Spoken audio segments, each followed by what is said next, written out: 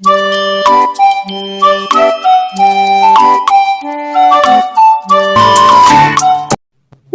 डोलना सुन, मेरे प्यार की धुन, मेरी चाहते तो फिजा में बहेंगी, जिंदा रहेंगी होके फना, तना दीना ताना दीना।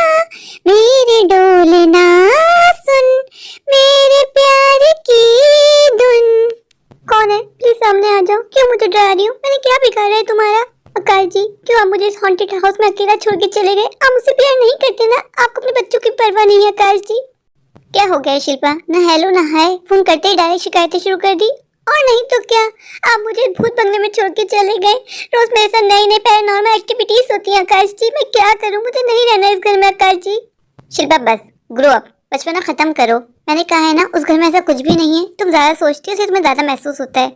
शिल्पा, मैं तुम्हें किसी भी घर में रखूंगा ना, तुम्हारी ये कंप्लेंट कभी खत्म नहीं होगी, क्योंकि तुमने अपने ऊपर सवार की हुई है। तुम्हें हर जगह भूत दिखते हैं, चुड़ैलें दिखती हैं। तुम पागल हो गई हो और अपने साथ से मुझे भी पागल कर दोगी। रखो फोन, मुझे और भी काम है। आकाश जी कभी मेरी बात नहीं सुनते, हमेशा मुझे यूं ही डांट के चुप करवा देते हैं। मैं क्या करूं? मेरे साथ छोटे छोटे बच्चों का साथ है। मैं तो पागल हो जाऊंगी। कभी मुझे कोई दिखता है तो कभी कोई।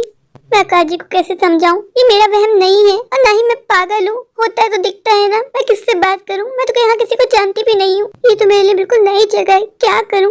नीलम से कांटेक्ट करूं क्या? नीलम ने बहुत पहले मुझे बताया था कि वो उसी शहर में रहती है।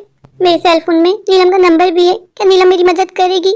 अब मेरे पास और कोई चारा भी नहीं है। आकाश जी को ना मेरी परवाह है और ना ही बच्चों की। नीलम ही मेरी आखिरी उम्मीद है। ऐसा करके नीलम कॉल कर ही लेती हूँ। शिल्पा कैसी हो? कहाँ चली गई थी? बहुत दिनों बाद तुमसे मिलना हुआ। मैंने तुम्हें कितनी बार कॉल की, पर शिल्पा तुमने एक दफा भी मेरी कॉल नहीं उठाई। नीलम, उसके लिए मैं माफी चाहती हूँ। यार, जब से शादी हुई, बच्चे हुए, उसमें बिजी होकर रह गई। मुझे अपने लिए फुर्सत मिलती ही नहीं है। आज बहुत दिनों बाद तुम्हारी याद आई तो सोचा तुमसे बात करूँ, तुम्हें मिलने के लिए बुलाऊं। शिल्पा, तुम ठीक तो हो ना? तुम गुड साउंड नहीं कर रही। यार तुम्हें क्या बताऊं, तुम जानती हो ना कि मेरे हस्बैंड शिप पे जॉब करते हैं। वो 6 महीने यहाँ तो 6 महीने वहाँ होते हैं। हाँ, ये तो मुझे पता है। उनकी पोस्ट अलग अलग शहरों में होती रहती है। जहाँ वो होते हैं वहीं मुझे रहना पड़ता है। उनकी जॉब की तरफ से हमें घर मिलता है। जो घर मिलता है उसमें मुझे रहना पड़ता है, चाहे मैं चाहूँ या ना चाहूँ। मेरी मर्जी तो कभी चलती ही नहीं है। क्या हुआ शिल्पा, सब ठीक तो है ना? इस बार आकाश जी को जो ऑफिस की तरफ से घर रहने को मिला है वो ठीक नहीं है। वो हॉन्टेड हाउस है। ये बात मैं आकाश जी को बता बता के थक गई हूँ, पर आकाश जी मेरी बात का विश्वास नहीं करते। मुझे पागल कहते हैं। नीलम, तुम ही बताओ मैं क्या करूँ? पर शिल्पा, हुआ क्या? यार नीलम, तुम्हें क्या बताऊँ, जब से इस घर में शिफ्ट हुई हूँ, एक मिनट भी मैं सुकून की सांस नहीं ली है। दिन तो फिर भी जैसे तैसे करके गुजर जाता है, पर रात मेरे लिए बहुत मुश्किल हो जाती है। ऐसा लगता है कि रात पता नहीं कब कटेगी, कब ये दिन निकलेगा।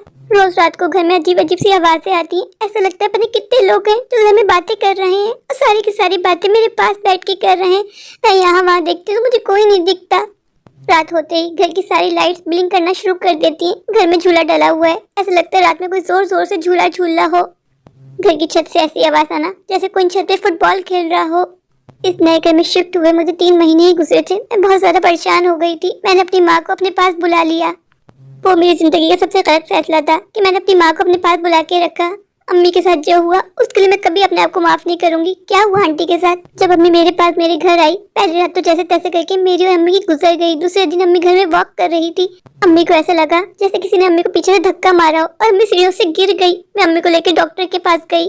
डॉक्टर ने अम्मी का चेकअप किया और डॉक्टर ने कहा कि इनको हॉस्पिटल में एडमिट करना पड़ेगा। 1 हफ्ते में हॉस्पिटल में एडमिट रही। फिर डॉक्टर ने बताया अम्मी के बैकबोन में चोट लगी है, जिसकी वजह से अम्मी कभी नहीं चल सकती। अम्मी मेरी वजह से व्हील चेयर पे आ गई हमेशा के लिए।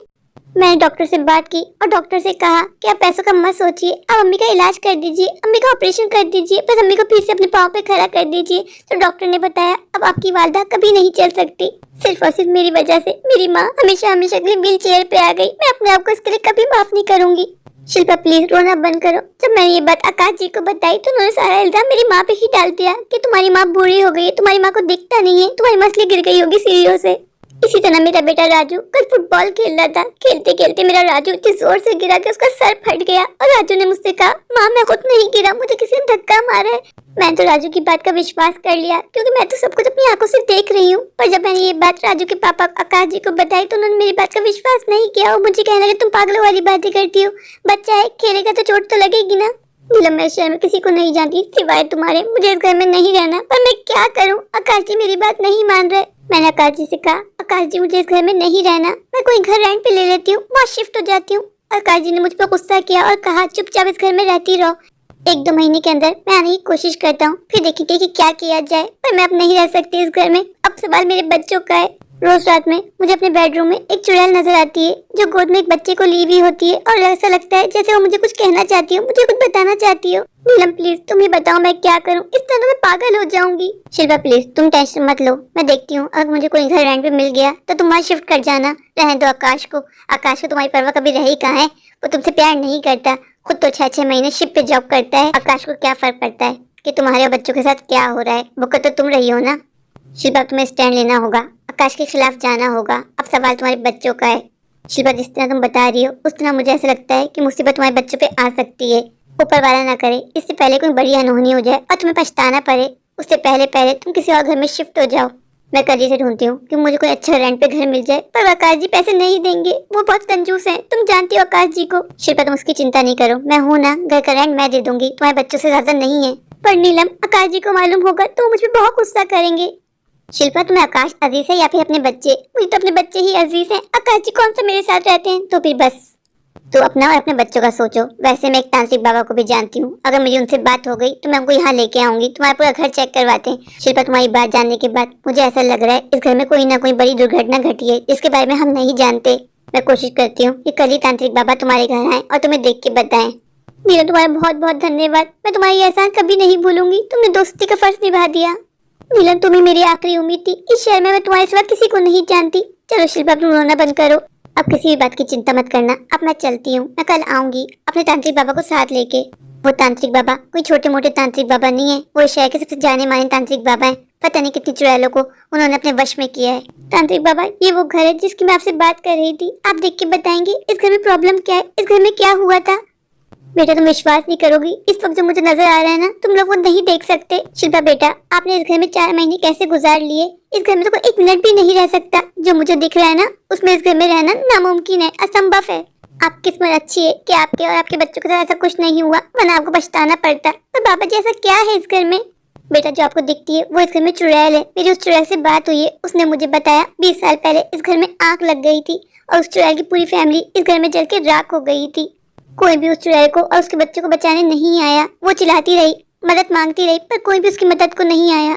शॉर्ट सर्किट सिर्फ अंदर ही कमरों में हुआ था, इसलिए किसी को पता ही नहीं चला कि घर में आग लगी है। पूरे 1 हफ्ते बाद जब घर से बू आनी शुरू हुई, फिर पुलिस को कॉल की गई। फिर पुलिस ने जब आके घर चेक किया तो सबकी डेड बॉडी मिली। जब से ये घर 20 सालों से बंद था, उस चुड़ैल की पूरी फैमिली की आत्मा इस घर में भटकती थी और उस चुड़ैल ने फैसला किया था वो इस घर में किसी को नहीं आने देगी। और देखो तुम्हारी किस्मत कि तुम इस घर में आ गई और तुमने इस घर में रहना भी शुरू कर दिया।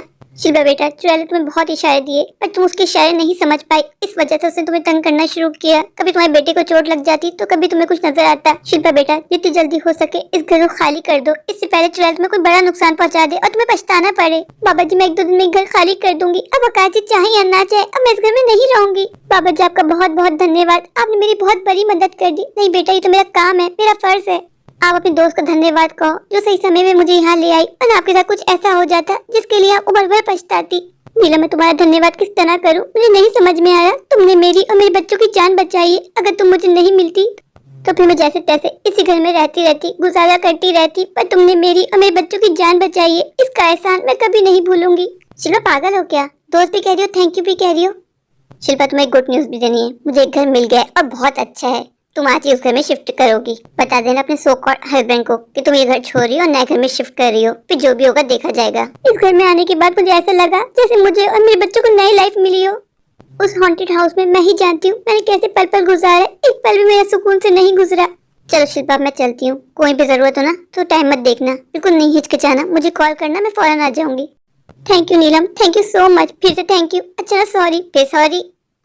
मेरे प्यारे प्यारे व्यूवर्स, अगर आपको मेरी आज की ये स्टोरी अच्छी लगे तो प्लीज मेरे चैनल को लाइक कीजिए, अपने दोस्तों के साथ शेयर कीजिए और हाँ मेरे चैनल को सब्सक्राइब करना बिल्कुल मत भूलिए। तो अभी जाइए जाकर मेरे चैनल को सब्सक्राइब कर दीजिए, मुझे ढेर सारा प्यार दीजिए। Thank you.